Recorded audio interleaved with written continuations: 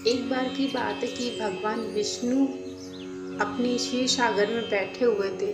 तब माँ लक्ष्मी उनसे पूछती हैं कि आखिरकार किन कारणों की वजह से स्त्रियां विधवा होती हैं और क्या बात है कुछ स्त्रियां विधवा नहीं होती हैं और अपने सुख समृद्धि वाले जीवन को व्यतीत कर रही होती हैं। मेरे मन में श्री हरि विष्णु से कहती है कि मेरे मन में 3 प्रकार के प्रश्न उत्पन्न हो रहे हैं। तब श्री हरि विष्णु कहते हैं कि हे देवी, आप मुझे बताइए आपके मन में कौन से प्रश्न उत्पन्न हो रहे हैं, मैं आपके प्रश्नों का अवश्य ही उत्तर दूंगा। तब माता लक्ष्मी कहती है, हे प्रभु, आखिरकार ऐसी कौन सी स्त्रियां होती हैं जो समय से पहले विधवा हो जाती हैं और कौन सी स्त्री ऐसी हैं जो विधवा नहीं होती हैं और किस पाप के कारण स्त्रियां दुख भोगती हैं। कुछ स्त्रियां ऐसी भी होती हैं जो पति के होते हुए भी दुख भोगती है। आज मैं पृथ्वी लोक पे गई हुई थी प्रभु, मैंने देखा 3 स्त्रियां आपस में बैठकर बातें कर रही थी, जिसमें से 2 स्त्रियां विधवा हो चुकी थी और एक स्त्री अपना सुखी पूर्वक अपने पति के साथ जीवन को खुशी पूर्वक व्यतीत कर रही थी। तब श्री हरि विष्णु से कहती है, आखिरकार ऐसी कौन सी स्त्रियां होती, किस पाप के कारण इन स्त्रियों को यह भोगना पड़ता है। तब श्री विष्णु कहते हैं कि हे लक्ष्मी जी, हे देवी, मैं आपको यह सारी बातें एक कहानी के माध्यम से बताऊंगा। कृपया करके आप इस कहानी को बहुत ही ध्यान पूर्वक से सुनिएगा, क्योंकि आधा अधूरा ज्ञान हमारे लिए बेकार होता है। इस कारण से आप इस कहानी को पूर्णतः जरूर से जरूर सुनिएगा। यदि आप इस कहानी को आधा सुनेंगे तो आपको आधा अधूरा ज्ञान ही प्राप्त होगा। तब माता लक्ष्मी कहती है कि हाँ प्रभु, मैं इस कहानी को पूर्णतः सुनूंगी और आपसे इन तीनों प्रश्नों के उत्तर भी जानना चाहूँगी। तब श्री हरि विष्णु कहते हैं कि बहुत समय पहले की बात है कि एक राज्य में एक राजा राज करता था। वो जो गांव की जो प्रजा थी वो बहुत खुशहाल जीवन व्यतीत कर रही थी। उसमें से एक था हीरा लाल का व्यक्ति बहुत ही सुख समृद्धि जीवन में व्यतीत कर रहा होता है। उसकी पत्नी ही बहुत ही धार्मिक स्वभाव की होती है। वह अपने पति का पूरा ख्याल रखती थी और एक पतिव्रता नारी की तरह अपना जीवन को व्यतीत करती थी। वह जो हीरा लाल था वह वहाँ के गांव के जो मुखिया थे, शहर के जो मुखिया थे, जो लोग थे, उनके घर घर में जा के काम किया करता था। सभी के घर में जाके काम करता था और धन को इकट्ठा करके अपने घर खर्च को चलाया करता था। तब श्री माता लक्ष्मी विष्णु जी से कहती है, तो उनके जीवन में ऐसा क्या घटित हुआ।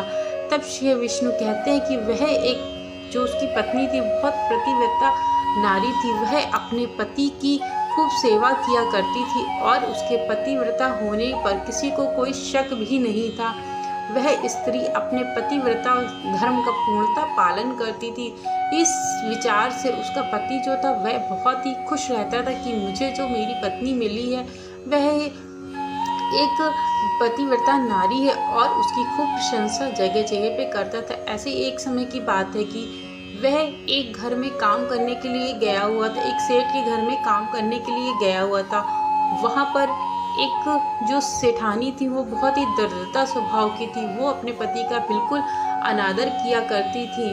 तभी उनके जो पति होते हैं, सेठ जो होते हैं, उनको पता चलता है कि इनकी जो स्त्री है वो बहुत ज़्यादा पतिव्रता नारी है। और यह बात सेठानी को भी पता चल जाती, क्योंकि उसकी गली मोहल्ले में बड़ी ही प्रशंसा होती थी कि इस व्यक्ति का आदमी यानी कि हीरा लाल की जो पत्नी है ये बहुत पतिव्रता नारी है और उसके चरित्र को कोई भी भंग नहीं कर सकता है। तब जो सेठानी थी उसके मन में आया कि इसकी वजह से मेरे घर में रोज कलह होता है। मेरा जो पति है वह हमेशा यही कहता है कि देखो इस हीरा लाल की पत्नी को कितना पतिव्रता धर्म का पालन करती है और अपने पति को खुशहाल रखती है और अपने पति का पूर्ण रूप से ख्याल रखती है, लेकिन तुम सेठानी एक भी मेरी कोई बात नहीं मानती हो और ना ही मैं जो कहता हूँ उसका भी पालन करती हो, कुछ भी नहीं करती हो। इस बात को लेके उनके घर में बहुत लड़ाई झगड़ा हुआ करता था। तब सेठानी एक विचार करती है कि मैं इसकी पत्नी का पतिव्रता धर्म जरूर से जरूर भंग कर दूंगी। तभी वहाँ पर रह रहे एक नौकर को बुलाती है और कहती है कि और उससे कहती है कि तुम जो हीरालाल आता है उसके घर जाओ और उसकी पत्नी का तुम पतिव्रता धर्म को खंडित कर दो।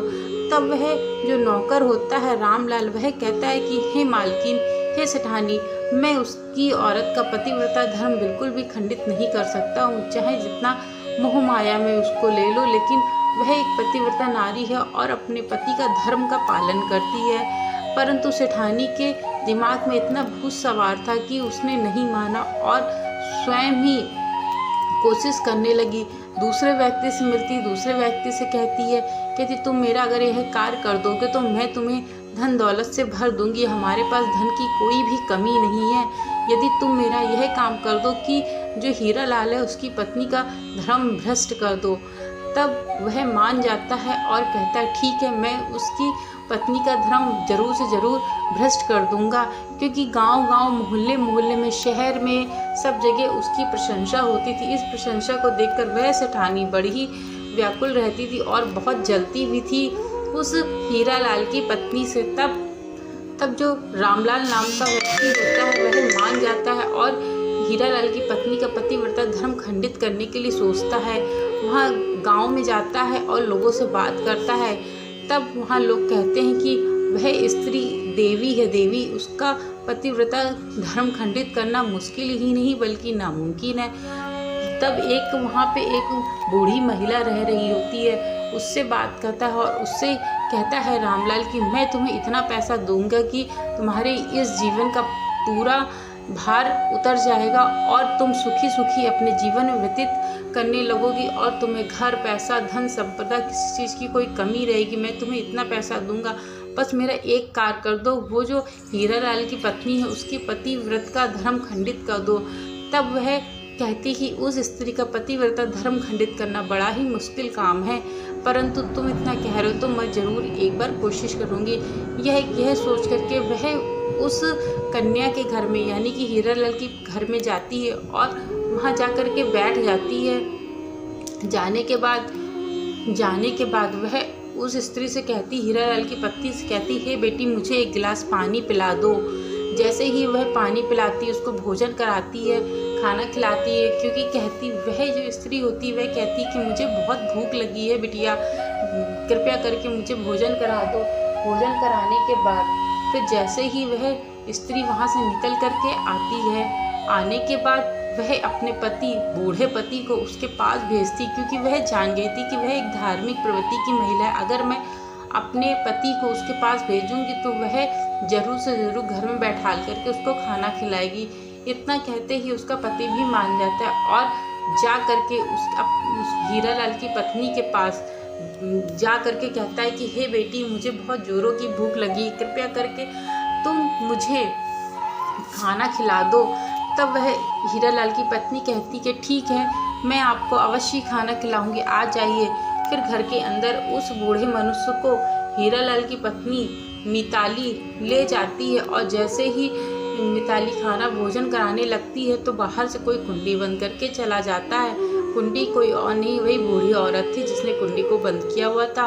और भोजन कराने के बाद जैसे ही वह बूढ़ा व्यक्ति वहाँ से उठकर निकलने लगता है और देखता है कि यह तो कुंडी बंद हो गई है, और तभी वह जोर जोर से आवाज़ देती, परंतु आसपास के एरिया में कोई नहीं सुनता है। जब कोई नहीं सुनता है तो शाम का समय होने को आ गया और उसका पति भी आने वाला होता है। उसके मन में यही निराशा होती है कि मेरा पति मुझे ऐसे देख करके क्या समझेगा। जैसे ही उसका पति आता है और कुंडी खोलता है तो एक पुरुष उसके कमरे में बैठा होता है। यह दृश्य को देख करके वह बूढ़ा आदमी जो होता है मुंह में अंगोछा बांध के भाग जाता है ताकि उसको कोई पहचान ना पाए। और जैसे ही वह भाग जाता है तो वह हीरालाल कहता है कि तुम्हारे कमरे में यह गैर पुरुष क्या कर रहा था। तब हीरालाल की पत्नी ने संपूर्ण घटना अपने पति को सुनाई कि यह भूखा मनुष्य था, मैंने भोजन कराया, पता नहीं कि बाहर से कुंडी किसी ने बंद कर दी तो ये बाहर नहीं जा पाए थे, इसी कारण ये यहाँ पर रुक गए थे। तब हीरालाल होता है वह कहता है नहीं, मैं कैसे विश्वास कर लूँ, तुम जरूर कोई चरित्रहीन ही हो।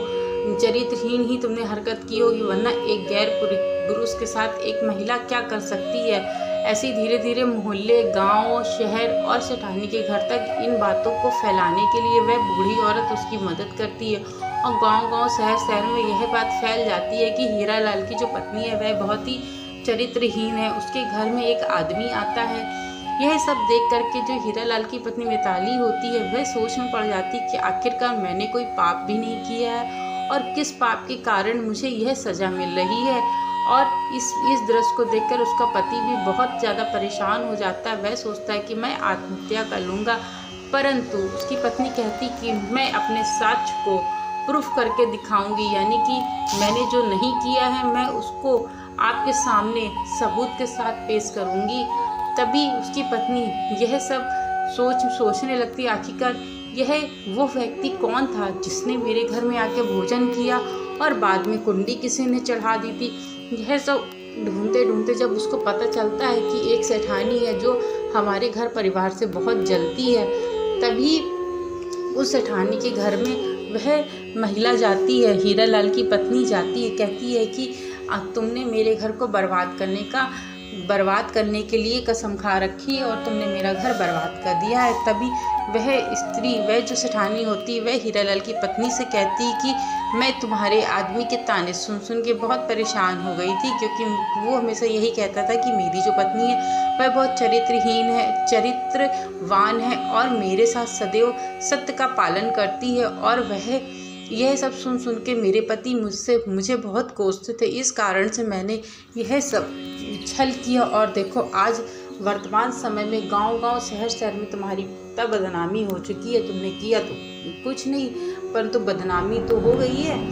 तभी पीछे से उसका पति सभी बातें सुन रहा होता है और जैसे ही उसके पति को संपूर्ण बातों का ज्ञान होता है तो वह अपनी पत्नी से क्षमा मांगता है। तो उसकी पत्नी कहती है कोई बात नहीं है, यह तो आपकी आंखों ने जो देखा वही सच माना, परंतु कभी कभी जो आंखें हमारी देखती हैं वह सत्य नहीं होता है। तब अपने पति से कहती है कि मैं केवल और केवल आपसे ही प्रेम करती हूँ, मैं कदापि अपने पतिव्रता धर्म का खंडन नहीं करना चाहूँगी। इतना कह के वह दोनों अपने घर चले जाते हैं और भगवान श्री विष्णु लक्ष्मी जी से कहते हैं कोई भी स्त्री यदि अपने पतिव्रता धर्म का पालन करती है और सही से अपने पतिव्रता धर्म को निभाती है तो वो कभी भी विधवा नहीं मरती है, कभी भी विधवा नहीं होती है और ना ही विधवा उसकी मृत्यु होती है। यानी कि जब उसकी मृत्यु होती है तो वह सुहागन के रूप में ही मृत्यु होती है। आपने 3 प्रश्न किए होते, 3 में से एक का तो आपको उत्तर मिल गया है। अब मैं दूसरे का उत्तर बताता हूँ कि कौन सी स्त्री जल्दी विधवा हो जाती है, समय से पहले विधवा हो जाती है। जो स्त्री अपने पति का नाम लेती है, नाम कह के बुलाती है, वह स्त्री भी समय से पहले विधवा हो जाती है, क्योंकि वह स्त्री अपने पति का नाम ले लेके उसकी उम्र को घटा देती है। इसी कारण से उसका पति शीघ्र से शीघ्र मर जाता है और वह समय से पहले विधवा हो जाती है। और आपने तीसरा प्रश्न यह पूछा था कि कौन सी स्त्री ऐसी होती है जो सुहागन भी होती है परंतु पृथ्वी पर अपने दुखों को भोग रही होती है। तब श्री हरि विष्णु कहते हैं कि तीसरे प्रश्न का उत्तर मैं आपको बताता हूँ। जो स्त्री अपने पति की बात नहीं मानती है और अपने पति का अनादर करती है, दूसरों के सामने मजाक उड़ाती है, वह स्त्री सदैव के लिए, हमेशा के लिए दुखी ही रहती है, क्योंकि उसको कभी भी पति का साथ नहीं मिलता है और वह अपने पति का दुरुपयोग का प्रयास करती है। यदि पति कहीं मना करता है तो भी वह स्त्री कहीं समारोह में जाती है। इसी कारण वह स्त्री सदैव दुख की पीड़ा की भागी रहती है। तब माँ लक्ष्मी कहती हैं कि हे प्रभु, मुझे आपसे तीनों प्रश्न का उत्तर प्राप्त हो गया है। कृपया करके आपने मुझे इन तीनों प्रश्नों के उत्तर के लिए इतनी कथा सुनाई, धन्यवाद है। यदि मेरे द्वारा सुनाई गई यह कहानी आप लोगों को अच्छी लगी हो तो चैनल को लाइक, शेयर, सब्सक्राइब करना मत भूलिएगा। Thank you so much video को वॉच करने के लिए।